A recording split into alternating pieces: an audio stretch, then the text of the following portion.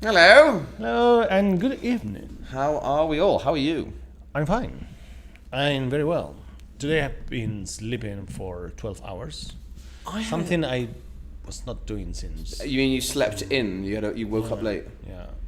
Very late. I had a very nice afternoon. Yes. It was this morning I went for a coffee because it looked blue, and then it was miserable all day. Yes. And it was really cold. So I was like, I'm gonna go back home and go into bed. Yes. So yeah. But yeah, I've been resting the whole day. I mean, although it's quite quiet this. Well, January is always a quiet month, but we're tired. I don't remember the last time I felt good and healthy and energetic. I might have had COVID 3 times. I don't know. I just always feel terrible. Hi, Dad. Hi, Antonio. Luckily, we're alive. Eva, say hello. Kevin, welcome, Squire. Hello, everybody, and welcome. Let me make this more visual so people can see the lovely bottle. So before we begin, as per usual, we have to start with our housekeeping. Now, there's 2 things to mention. First of all, today is the last wine of the January box. Yeah, but you know, when one box is... It's really emotional. It's been a good box. When we say goodbye to one box, another one is coming. Sounds very Hollywood. So yes, you can now get... The February box is ready. It's gonna be leaving the shop in the next few days. Yes, during this week. Whenever you give us your money, so for having the next 16 by the beginning of the next. Yeah, we need a week of rest. Yeah, exactly. It's been a crazy January. So shall I quickly run through what they are? So from right to left, because it's the easiest one to see, the Qua, which I had last night. It's a bloody good wine.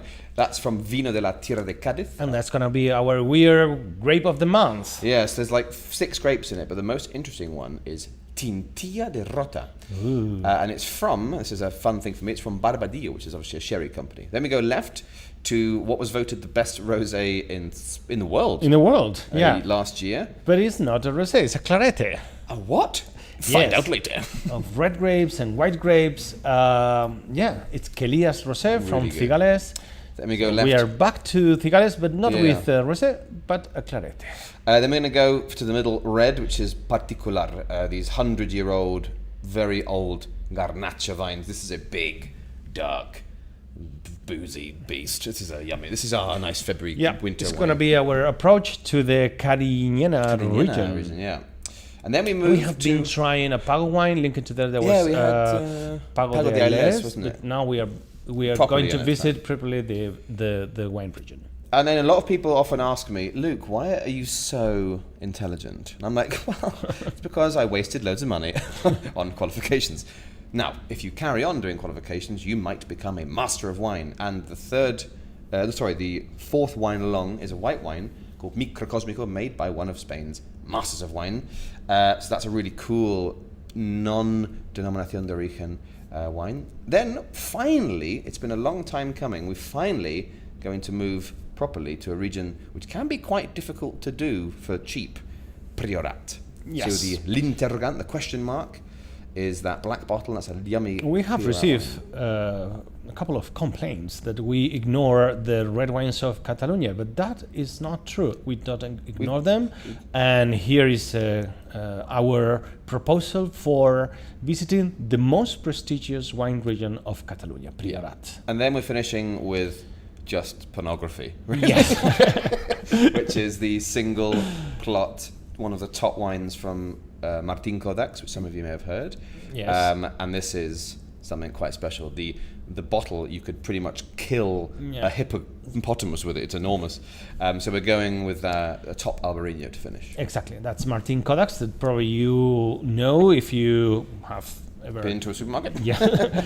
But it's a special wine plot. From that winery. And as usual, buying our box, you save lots of euros. The box, as always, is 75, and you will be knocking off and saving money with your purchase. So it's going to be on sale after this tasting. Mm-hmm. It's going to be Pablo, our web manager, is ready for uploading. Is ready for uploading the box to our website. So we are ready before receiving your money. And of course, at the start of the next box, we will announce the winner of this, Yes. our multi-bottle wine course. But you still have a chance to win it. What do they need to do if they want to win it, Mr. Rob? Well, you have to upload a picture of this wine, tag us, upload it to your favorite social network. We will be there. We're always make, waiting in the shadows. Make sure we notice you have uploaded the picture, and that's all. You're in, and you have 6 chances with each box to be the winner. So you can win a box of 6 wines and a visit to the winery. Yes. Right. We will know the winner in the first, during the tasting of the first wine of the February box. Now, we're going to finish our January box with a truly special wine from a truly special winemaker. From a truly somewhat unloved wine region, from Rioja. But, as we all know, when Rioja is good, it's really good. Well, before we open it, let me... Yes, I told you I wanted to mention in February is also the month of lovers or broken hearts. So we have prepared a special box for this February Valentine's occasion. It's called Valentine's Box, and it's also ready for selling on our website. People are already buying it. Yes, Because some of you have happy... it has all the wine you can need for all the situations. If you're single, you can get really drunk.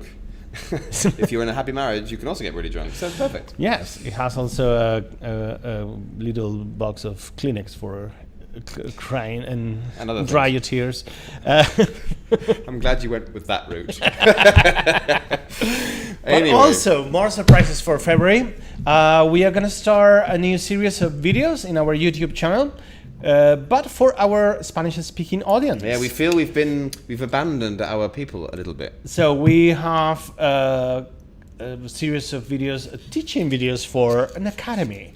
Is it all you, or do I do some as well? Of course, I count on you. I always count on you. Imagine the Spanish going, I'm not going to listen to an Englishman telling me. And also, our Spanish-speaking audience wants to listen to you speaking in Spanish, something that is really sexy. I don't know if they're ready for it. Hola, buenos But yes, dias. this February we are starting the Aprendiz de Vino videos. So It's like a Spanish language wine course. Right? Yeah, something like that. So instead It's going to be a lot of fun. Yeah. And we'll hopefully, COVID permitting, we'll be doing more interviews with more winemakers. We have all of these winemakers who want to come and speak to us, but it's like COVID, so you know. Well, that's all. Ole. Let's drink. So What do we have here? Well- Remelluri Reserva. this is beautiful. So I'm hoping, even if you don't have this particular wine, so I think my parents, for example, I'm hoping you have a bottle of Rioja Reserva in front of you. It's an easy style of wine to find. It's just an aged Rioja, more on that later. But this is made by one of my favorite winemakers, one of my wine heroes. We'll talk about him later, Telmo Rodriguez.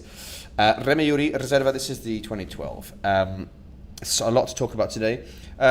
We're not going to talk too much today about the grapes because, as per usual, the superstar is still Tempranillo, and we've talked about that a lot. But today we want to talk about a bit more the region and also a bit about the story, Telmo's story.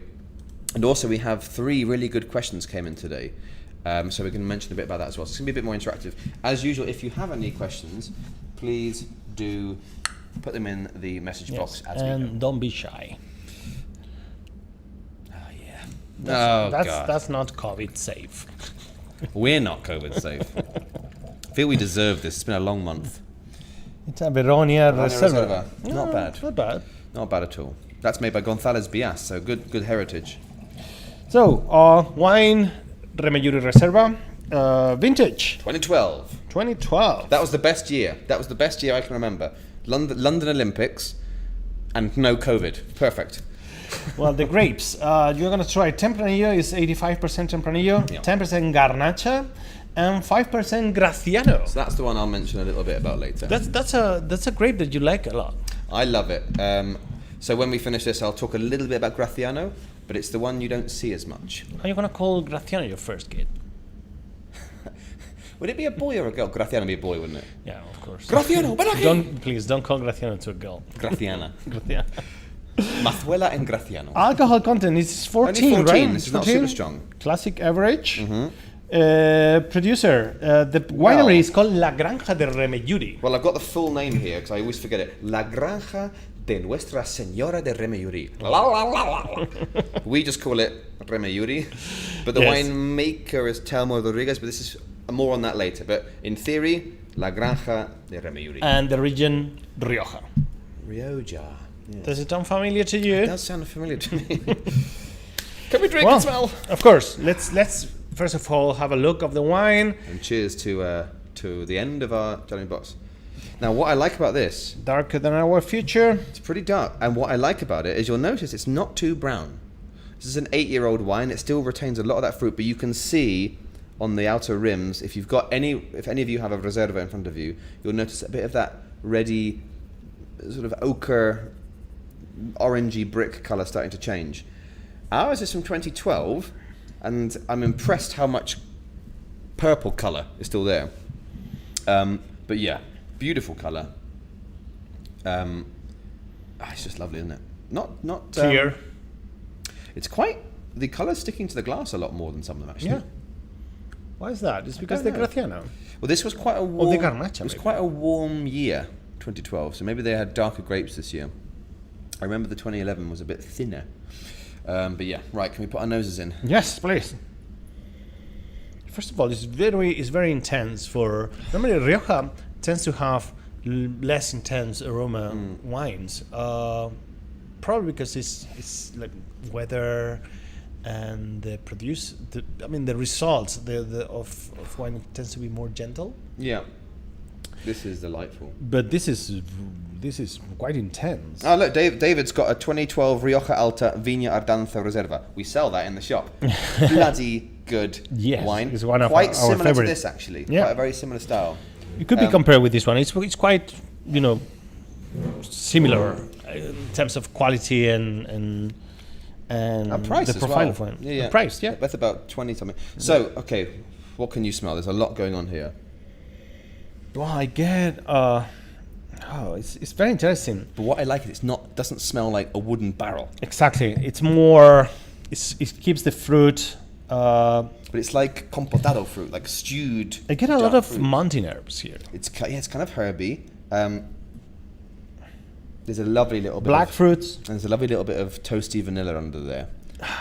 Do you get rosemary, or it's me? or it's. Yeah, have you been talking to the Spanish gypsies again? Yeah, asking for our future. Yeah.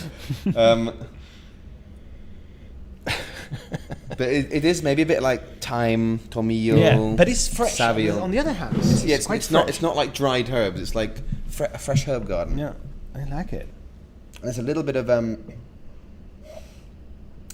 licorice, or that word we always throw out like a bunch of arseholes, balsamicos, hovering over the top. What do you get? Yeah, who's got this wine, by the way? Craig's got this wine. Right, let's have a little drink.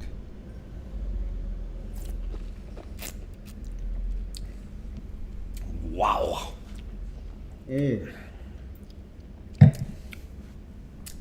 It's quite big, dry, But it's silky. smooth as a baby's bottom. No. This is an expression in England for some strange reason. Smooth as a peach. But it has that little herbal, spicy retrogusto, back taste. What I like about this, so this wine, as Roque said, 85 Tempranillo, 10% Garnacha, 5% Graciano.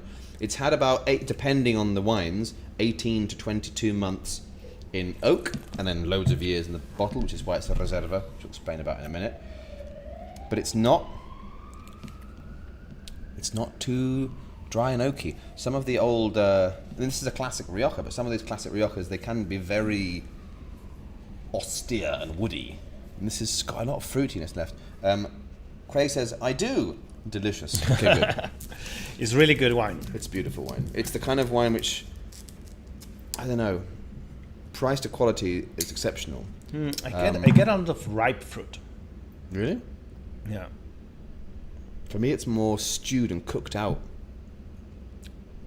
But hey, man, you do you. It's my wine. It's my wine. It's our wine. What kind of fruits do you get? I get a load of plum and like. Yeah.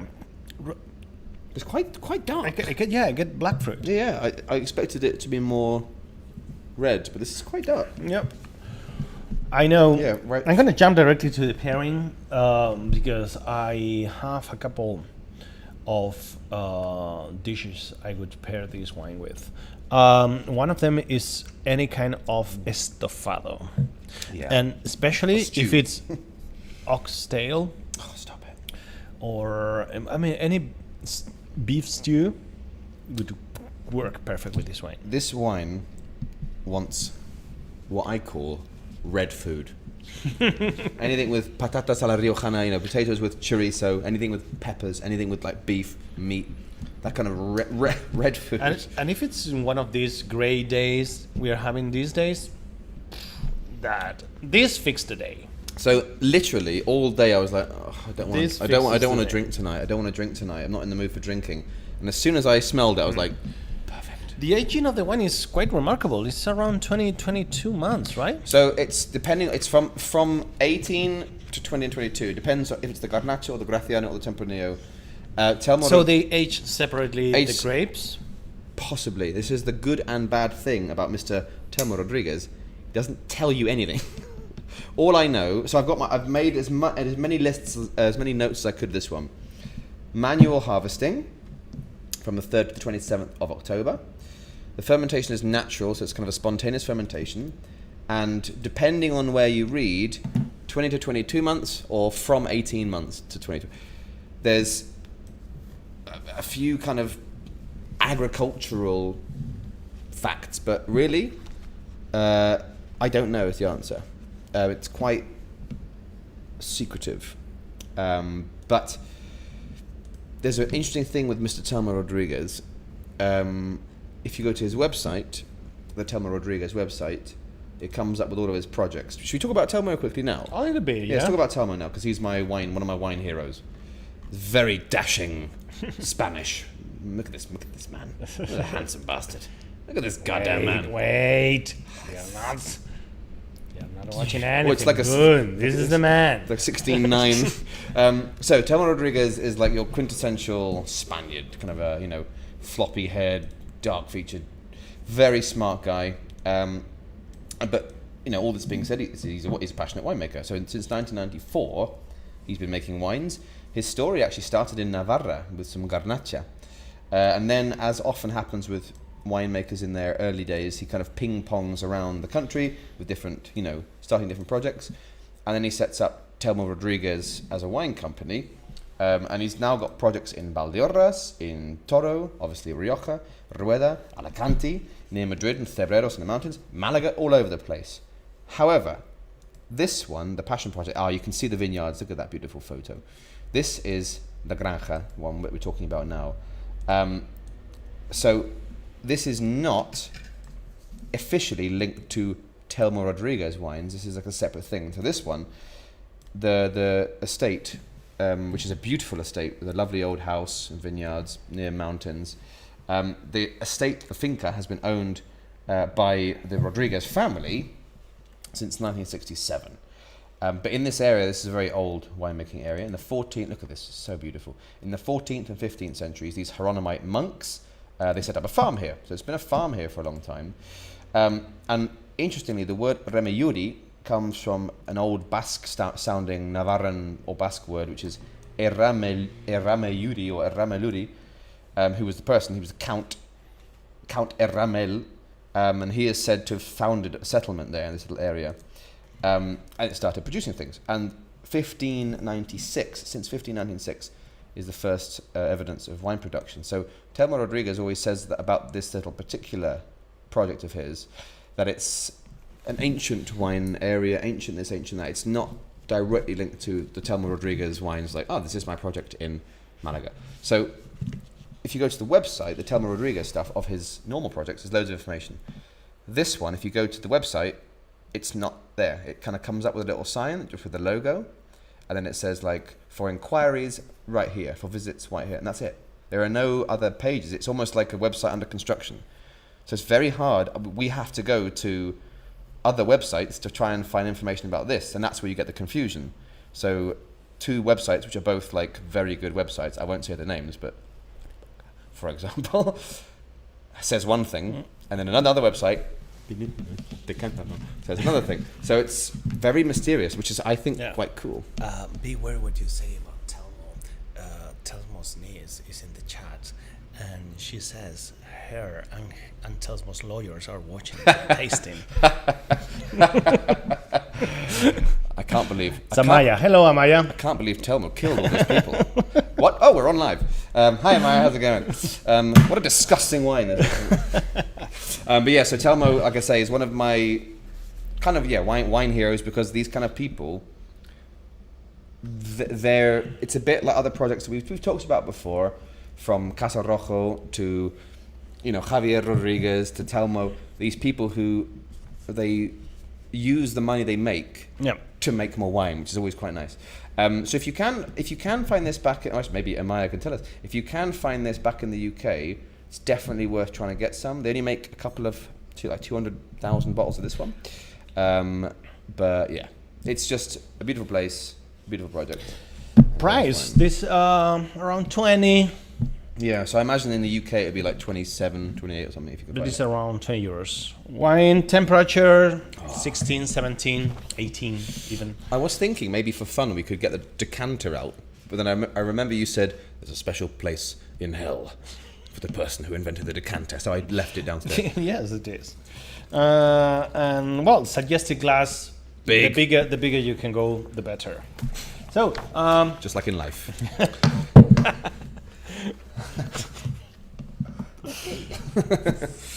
size is not that important. I mean in glasses. yeah, of true. wine. But yeah. So let's talk a little bit about the region. Rioja. Can you make more noise? I'm making please? noise, so I'm getting Dark comfortable. out. When I'm drinking a Reserva Rioja, I get all comfortable, like I'm in an old taberna. Well, Rioja. This wine comes from the Rioja Alavesa. So it's the Basques. the Rioja part that belongs to there it is. That belongs to the Basque country. So Have you been there? Have you been to Alavesa? yes, well, I have crossed all those areas. I haven't explored properly the wine region. So nice. It must be a beautiful place to get lost. Yeah, I think on a... And it's, I mean, Rioja is the most important wine region of Spain. yeah, it is. It's the most important because it's the most productive, it's one of the most representative wine regions. From Rioja comes probably the 2 or 4 wines of the best 10 wines of Spain, Yeah. and probably more. And you know, if there's a list of best wines in the world, you can guarantee there will be some Riojas there. Exactly. So Rioja is the Spanish wine. You know, you and I, we always say this, and I saw an interview recently with Telmo from the past, and he said the same thing, that it's Spain's answer to Bordeaux. This is the Spanish Bordeaux, and it's like, Exactly. That's what we always say. You can talk about a Spanish wine without mentioning Manchuela or La Palma or Monterrey, but you cannot. I love those regions, by the way. Good. Well done for saying that. But you cannot talk about a Spanish wine without mentioning Rioja. Rioja, I mean, probably 1 of each 2 bottles of wine in the world are in Spanish wine. Spanish wines are from Rioja. That's so mad. they make also red wines, but white wines, but rosé, but sparkling wine, but cava, sweet wines. I mean, But no fortified wines. That's the only thing they're missing. Come on, Rioja. and even inside Rioja, you have different styles. Nothing to do with Oriental Rioja with Occidental Rioja. Yeah, quick caveat on our map here. You will notice a couple of things. So, like I say, this is from Rioja Alavesa, which is the little red one, actually in the Basque country at the top. Alava is a part of Rioja, of the Basque country, but it's also part of the Rioja wine area, and it's the cooler of the lot. You get a little bit sort of more, I guess, touched a bit more from the Atlantic kind of area. It's got basically, you got two sierras, Sierra de Cantabria and the Sierra de Toloño, which you and probably that's saw in probably the photos. what gives Riojas that character, because it's between, it has this sierra in the north that protects from the cold weather of the Atlantic Ocean Biscay and stuff, and Brexit land and all that, you know, but also it has the mountains in the south. Which I think is the Sierra de Demanda. De la Demanda, and protects Rioja from the heat of the country, from the plateau, The heat of the in-stream the plateau. Sahara. So it's a privileged area. It's the Goldilocks. the dreamland of grapes. And then we have That is good, but it's also it can be an enemy for.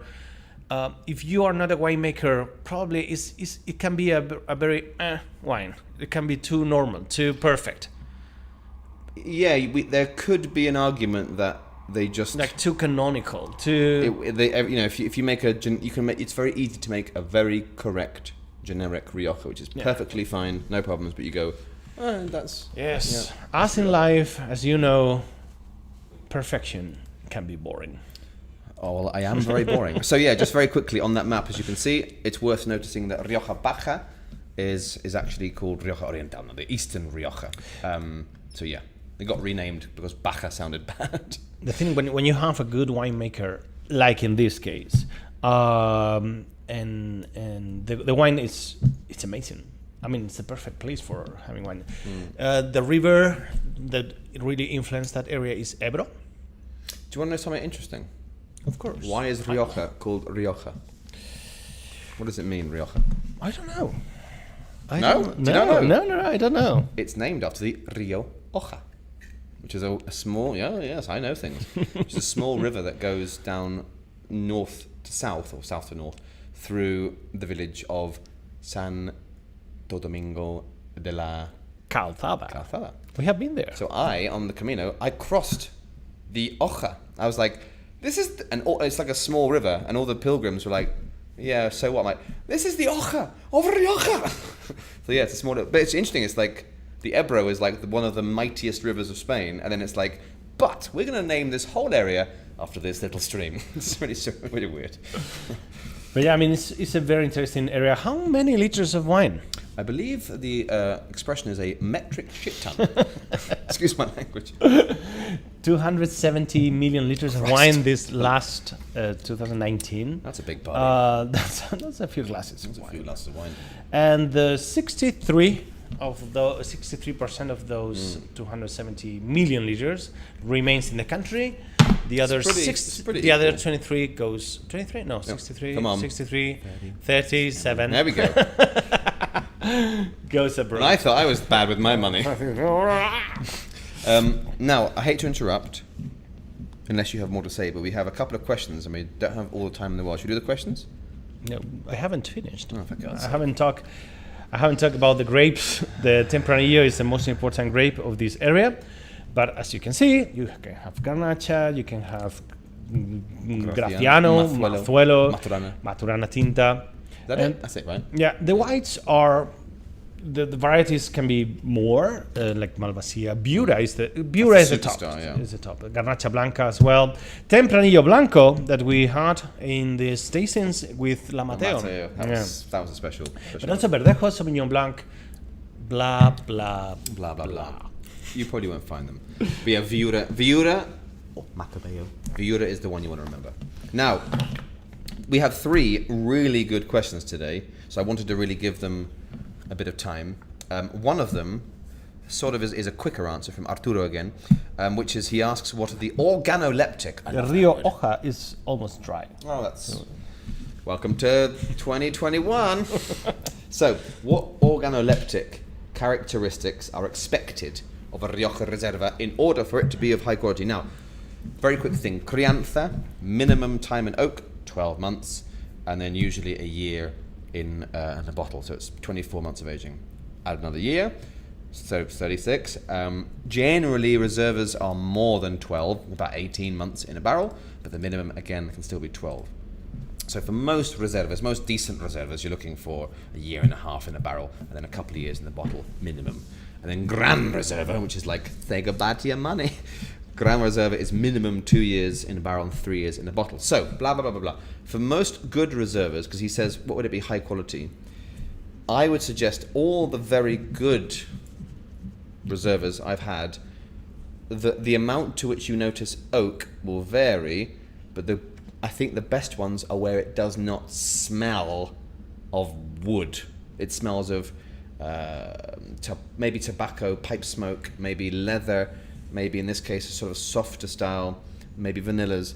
But good reservas and good Gran Reservas should hopefully not smell like the inside of a cupboard or something. But anyway, it's obviously a style thing. So there's no one description of what it should smell like, but I would argue the less obviously woody it smells, the better. So I hope that answers your question, Arturo. Now we have 2 questions. But before I want to ask, sorry. I want to ask Amaya. Amaya, She's gone to bed. but Amaya, I know that you, instead of breastfeeding, you had Remelluri Reserva instead. And Come on, little one. have we tasted properly the wine? Are we missing any aspect we should highlight? Didn't this talk now or shut up forever? I like the way her name looks like what someone screams when they fall off a cliff. Let's see if she answers. Let's go for those questions. So, our friend of the podcast and one of my childhood friends, Will Birmingham. Remember him? Will Birmingham. Yeah. After a year of Hello, silence. Will. Hi, Will. He's not watching, but hi, Will. Oh, hang on. I just highlight. Oh, yes, of course. Of course. I forgot to say that was on my list. I'm so bad. Ecological. It's also organic. One of the The first thing is major that, organic what wineries. I like of this is that they haven't converted that aspect into get it, Will, organic. selling tool. Yeah, which it's I just- like because yeah. it's not anymore a selling tool. I mean, it's like it should be. We have to be ecological. You have to be Look ecological. how- But please, take a shower. So yeah, I've got to save water. Maya sounds really... no poe- pesticidas, But look at how poetic it sounds. No pesticides have touched these lands. which is always good. Yeah, the nice... So did we share the photo of the vineyard? Yeah, we have. Okay, because there was one which I... Yeah, But I okay. can- so I you, can- oh, yeah, sorry, yeah. I can. Well, this is Telmo with the. Well, anyway, you can see it's utterly beautiful, and it is as... Well, that's it, as God intended it, but... here, manual harvesting, all that kind of stuff. And there's no... Telmo doesn't use trellises. All bush vines, which is also important. So, 2 questions. First things first. I'll try and be quick. Are there any ways that wine used to be made historically that just are not available anymore? Not really. We're actually living in a bit of a renaissance now where these old techniques are now coming back. And Telmo Rodriguez is a good example. So Telmo, in the winery, he plays around with things like foudres, these huge open wooden barrel things, glass demijohns, damajuanas, you've got oak vats, Yep. cement tanks. We've also got wines that are made in But also, amphora. there were like some preservation techniques the Romans used, like mixing with pine trees resins, I bet that was delicious. or mixing wine with honey, and there were techniques for preserving the wine Yeah. that are not used We anymore. don't need to. You have sulfites. Yes, we love sulfites. We love sulfites. So, in a way, we're living in this really interesting age where winemakers are going back to the past, which leads me to Will's second question. This is beautiful. This is synergy. Which wine from the ancient world would you most like to try or sample? What do you mean ancient world? No idea. That would be like Greece, Romans, and back. Actually, I would love to try that wine with pine tree resins. I would love Piney. to. Really piney. I would love. A lot of- I would a lot love of to know. resin. No, actually, I would love to try the ancient world wine because I'm pretty sure it's not like the wine we drink today. Absolutely not. The problem is the preservation. They used to mix things with it. And actually, one of the things they discovered it worked much better, the Romans, I mean, were to put sulfur, to put sulfur in the wine. And they were not quite round, because actually sulfites is the thing that Yep. protects the wine, and they didn't have microscopes in those days. Lazy, they didn't know that. But yeah, they discovered that. So I would love to try one of those wines. There are wines in Greece, there are wines in Egypt even. So I've got two ideas, and one of them, like you reminded me, I just came up with two. I had one, but you reminded me of the Romans. I would like to try the wine which they discovered when the Romans first started to put wine in those, or the Gauls, the old French wooden barrels for transport, and then they realized, hey, this wine tastes better out of this barrel than out of the amphora. So that moment where you sort of go, oh, this smells interesting, with the old, and then I would like to try. But don't you think the barrels are more Middle Ages than the Romans? Proper use, yeah, but the first use of finding it was back in the Romans, because when they were attacking Gaul, and they realized after the legions were hiking through, but it wasn't like, now let's use barrels, like the French used barrels, Yeah. but it was the first, like, maybe we can store and transport wine in a barrel because it's stronger than amphora, you can roll it and stuff, and it was just a happy coincidence that it tasted different. Also, I would like to go back to the dawn of time of winemaking, 8,000 years ago in like Armenia and Georgia. So the Georgians have got a pretty old tradition. They use these kvevri, these Also big amphora. Mesopotamia. Mesopotamia. I'd like to try the beginnings of what we call wine. Yeah. Interesting. What a romantic question. What a very nice questions today. So I hope that answers well. Antonio, even no use to pesticides is also important to not use systemic products to control the. Yes, exactly. There's a focus now on preventative farming as opposed to reactive farming. So instead of going, no, something's eating my crops, you just try and prevent it, and then you deal with it when you. And also the use of what's the name of this? When they use like insects to eat. Biodynamic stuff. Exactly. Yeah, I like that stuff. I like the agriculture bit, not the let's dance naked under the moon. The war of wars in the vineyard. Release the birds. Introducing little insects to eat the bad ones. Good insects, bad insects. No. Biological control. Fly, my friends, fly. Release the sparrows. Anyway, so yes. I hope I answered your question. So, what have we got in the chat? Laura, utterly beautiful. Biological control, Eva says. That's the thing. Biological control. Dad says Will might remember the Latin banquet. Okay, this is this is when I was at school. I went to a very preposterous school. It was brilliant, but I learned Latin when I was 13 years old. I studied Latin. I was it was really useful.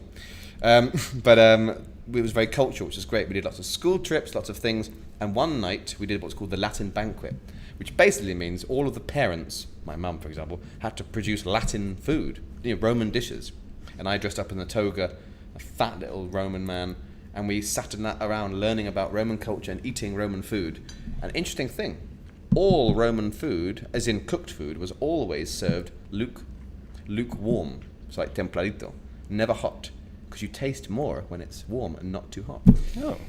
So we're eating It's very useful to know a little bit of Latin. I use it, especially when I am in the shower and the hot water is over. And before I'm going to have sex. So, I'm trying to work out how that works. Have you heard of Pompeii? So it's time to leave these people to drink this wine in peace. So yes, I hope you enjoyed this wine. I certainly have. And remember, this is your last chance to post for this prize. So in the meantime, please give us a like, hit the notification bell, follow us, because if you follow us, press like now. This is where Rocket gets really strict. We currently have 4 likes, which is embarrassing. We will not leave. We want more. Even we need 25,000 likes. Even though there's one more. So yeah, it's the last chance to win this box. So post your photos, because we'll have a week relaxing, leaving our livers a little bit, and then the week after that we'll start with our amazing February box. And remember, Drink the February, responsibly. February box is already on sale, or it's going to be in the next few minutes. Also, the Valentine's box. Yeah, Valentine's Day 2020. Stay tuned because we have the Aprendiz de Vino videos coming this February. We wait for you for the tasting in the shop. Remember, if you don't want to go out in Madrid because of the restrictions and you feel more comfortable at home, whatever, call us and we will send you wine home. Basically, you have no excuse not to give us money. Thank you very much for being there. We hope you enjoyed this box. We hope you enjoyed this wine. And I guess we'll see you next month, which is tomorrow. Which is tomorrow. Bye.